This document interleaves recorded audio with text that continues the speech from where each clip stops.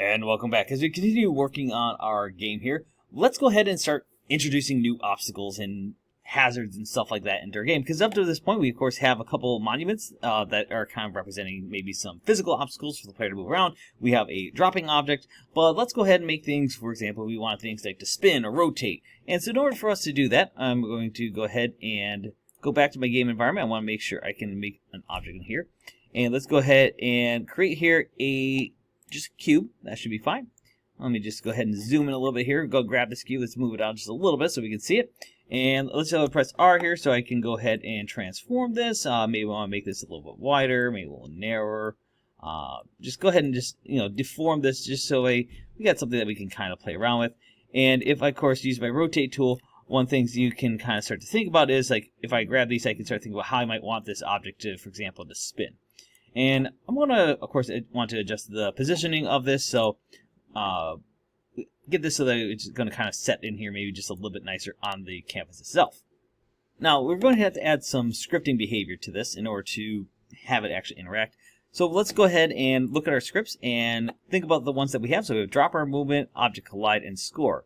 Well, we probably want to add to it the object collide script because we are, of course, going to be having some collision here. But we're also going to need another script that's actually going to allow us to control the rotational behavior of the script.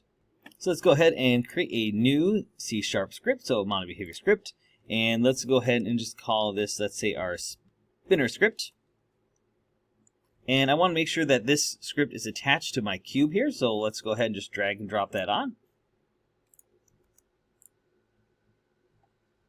And now that I have my spinner script attached, I may want to do just a little housekeeping things. So for example, this is just called cube right now. So let's just go ahead and rename that to, let's say, spinner. Because we have, of course, our obstacles, we have our wall. I have a spinner script and a spinner object. Maybe I want to make that a little bit more clear. Let's call this instead, how about spinning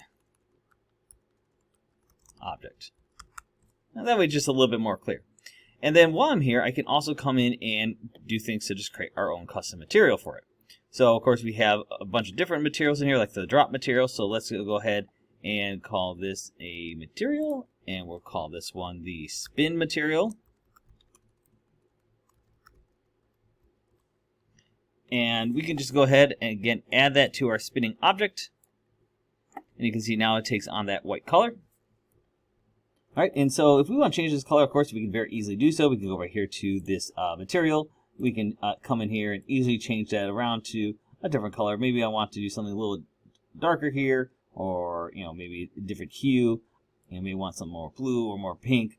Whatever you want to do. I think I'm going to go with something a little more teal here for now, just for this particular object. I think that's a pretty good one, just a nice variance compared to some of the other items we have. And so now that that's all set up, we can go back to our scripts and go into our spinner script to actually update our code. All right, so where we're going to want to work with this is, of course, very similar to like when we did the player movement. So if I go over there real quick, we, of course, did a transform.translate in X position, Y position, and Z position. And if we wanted to have moving obstacles that moved around, we could do something similar. But since this is a spinning script, we don't want to use transform.translate.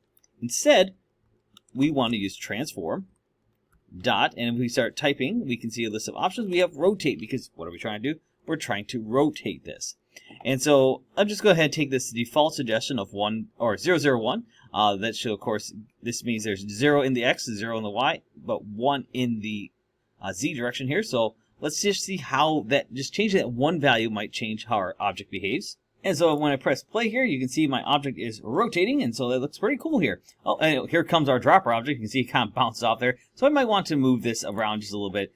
So if you have two objects that are kind of bouncing off each other, feel free to come in here and say, oh, I might want to actually make it maybe a little different. In fact, I'm just going to grab my dropper object here. I'm just going to slide it over just a little bit so it's out of the way. And then I'm going to grab my spinning object and maybe move that over just a little bit as well. And then I can test it out again. Make sure we don't have anything that's going to kind of interfere when it comes on down. Boop. Okay, that looks pretty good there.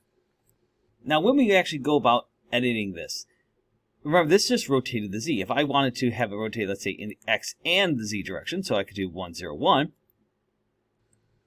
you can see that here, now the shape is rotating a little bit more haphazard, and it's actually clipping through the floor here a little bit, which is fine for what we maybe want to do. But this just gives you an idea of just how changing some of those values might start affecting how these objects behave. And so what I want to do is actually set it up so that way my game can be, first off, freed of these hard-coded values. And the way we're going to want to handle that is so we can change it easily in Unity. So let's set it up using serialized field. And we want to, of course, create a float here to control our X angle. And let's just set that to, we can do 0, we can do 1. Any values really is fine. We're going to just default it to 0. And you can see I'm getting pretty nice. It's saying, hey, here's a Y angle one. But I also want to add one in for our Z.